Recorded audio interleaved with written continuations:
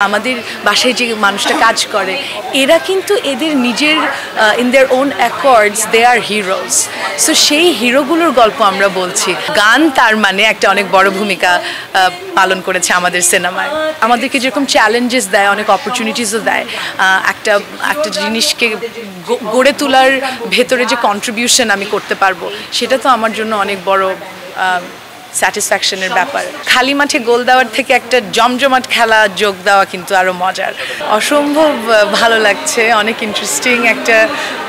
আমার বন্ধু গান গাইছেন, খুব ভালো লাগছে, খুব এক্সাইটিং লাগছে। প্রথম চলচ্চিত্র তো আসলে বড় পর্দায় নিজেকে দেখা অন্যরকম একটা ব্যাপার। আসলে যতই আমি বিভিন্ন ক্ষেত্রে কাজ করেছি, স্টেজে অনেক কাজ করেছি, স্টেজের আনন্দ অন্যরকম, কিন্তু বড় পর্দার আনন্দ বলে বোঝানোর নয়। বিশাল বিশাল পার্থক্য। স্টেজে আমি সঙ্গীত শিল্পী হিসেবে সবথেকে বেশি কাজ করেছি। তো স্টেজে আমরা যখন গান গাই তখন একটা ইনস্ট্যান্ট গ্র্যাটিফিকেশন আছে, যে আমি দর্শকের সাথে আমার যে একটা সামনে একদম কানেকশনটা থাকে, আমি তার চোখের দিকে তাকিয়ে গান গাচ্ছি, মনে হয় যে আমি তার ইমোশনটা অনেকভাবে আমি প্রভাবিত করতে পারছি ওই মুহূর্তে, যেটা সিনেমা হলে সবসময় হয়তো সাথে সাথে তো সেটা পাওয়া যায় না, আমরা অনেক পরে জানতে পারি, কিন্তু আবার সেটা অনেক বড় পরিসরের মানুষ দেখতে পারে, অনেক অনেক। সো সেই আনন্দ তো আবার একদম অন্যরকম, ডিফারেন্ট আনন্দ, বাট আনন্দর ইন্টেন্সিটি সেম। আমার মনে হয় বিকজ আমি সব থেকে লম্বা সময় যেটা করেছি সেটা হচ্ছে নাচ। আমি ট্রেন্ড নাচে, কত্থক ভারতনাট্যমের শিল্পী। তো নাচটা এই জন্য আমার কাছে সব থেকে কমফর্টেবল লাগতো। অ্যাগেন বিকজ আমি ওটা সব থেকে লম্বা সময় ধরে করেছি। গানও আস্তে আস্তে কমফর্টেবল লাগা শুরু করেছে। অভিনয় সব থেকে কঠিন লাগছে, কারণ সব থেকে নতুন আমি এই ক্ষেত্রে। আমার চরিত্রের নাম শাহরিন মুন্সি দীপা। দীপা মেয়েটা এমন একটা মেয়ে যে সে নিজের মতো করে বাঁচতে চায়। তার বক্তব্য হচ্ছে, আমাকে আমার মতো বাঁচতে দিন, আপনিও আপনার মতো করে বাঁচুন, এবং আপনার বাঁচার মধ্যে আমি হস্তক্ষেপ করব না, আমাকেও আপনি বাধা দিবেন না প্লিজ। যে মুক্তমনা মানুষ, সে নিজের মতো বাঁচতে চায়। কতটুকু সময় আছে আপনার হাতে? চ্যালেঞ্জেসের লিস্ট অনেক লম্বা। অবশ্যই বিকজ আমি নতুন এই অভিনেত্রী হিসেবে, তো অনেক চ্যালেঞ্জেসই ছিল। বিকজ আমি চেয়েছি যে যেহেতু আমার প্রথমবার, আমি আমার নিজেকে একদম যা আমার ভেতরে যতটুকু আছে সবটুকু দিয়ে আমি আমার কাজটার মধ্যে অনেস্টি আনতে চেয়েছি, যেন পর্দায় আমাকে যখন মানুষ দেখে, মানুষ বলবে এই মেয়েটাই তো দীপা। এখানে আনান আমরা চিনি না আনানকে।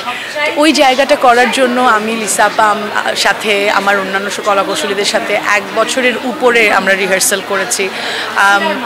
আমরা অনেক রকমের জিনিস তুলে ধরার চেষ্টা করেছি, যেগুলো সাধারণত আমি দর্শক হিসেবে যেটা আমি সিনেমায় দেখতে চাই, চরিত্রগুলোর মধ্যে, যে কোনো চরিত্রের মধ্যে যে অনেস্টিটা দেখতে চাই। ধরেন আমি একটা ছোট্ট এক্সাম্পল দিই। আমরা যখন সিনেমায় দেখি কেউ খাচ্ছে, হুমায়ুন আহমেদের সিনেমা নয়, ওটা একটা ডিফারেন্ট, ওটা একটা এক্সেপশন। বা সাধারণত ধরেন দেখছি ভাত খাচ্ছে, কথা বলছে, কিন্তু আসলে খাওয়াটা আমার মনে হচ্ছে কোনো খাচ্ছে না, ওর প্লেটটা ভর্তি।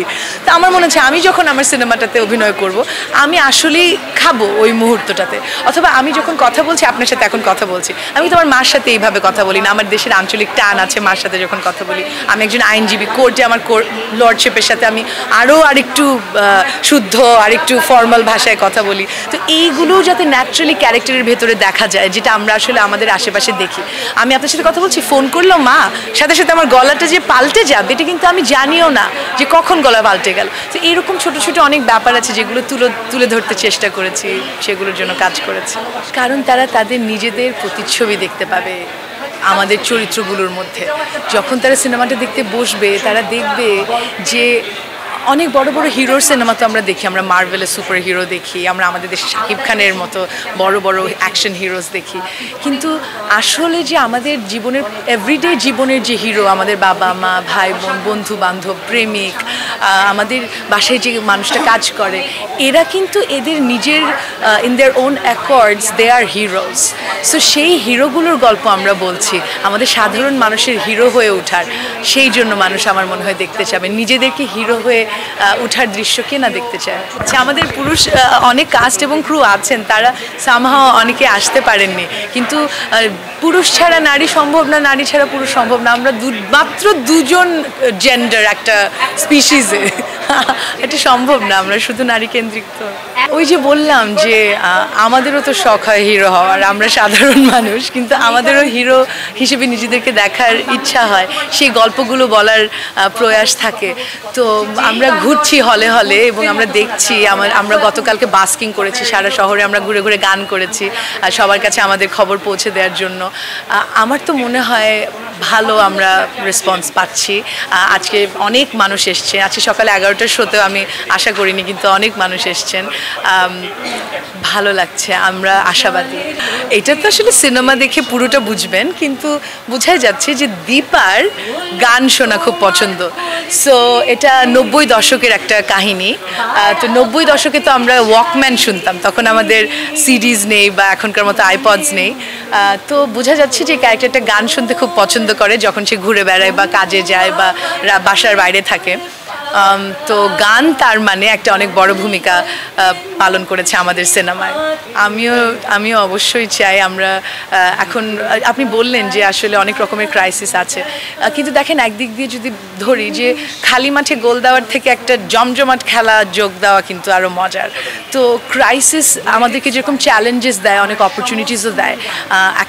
একটা জিনিসকে গড়ে তোলার ভেতরে যে কন্ট্রিবিউশন আমি করতে পারবো, সেটা তো আমার জন্য অনেক বড় স্যাটিসফ্যাকশনের ব্যাপার। সো আই রিয়েলি হোপ যে ধরনের চ্যালেঞ্জেসই থাকুক, আমাদের এখন যে রকমই প্রেক্ষাপট বাংলা ছায়াছবির চলছে না কেন, আমি কিছুটা হলেও সেখানে কন্ট্রিবিউট করতে পারবো।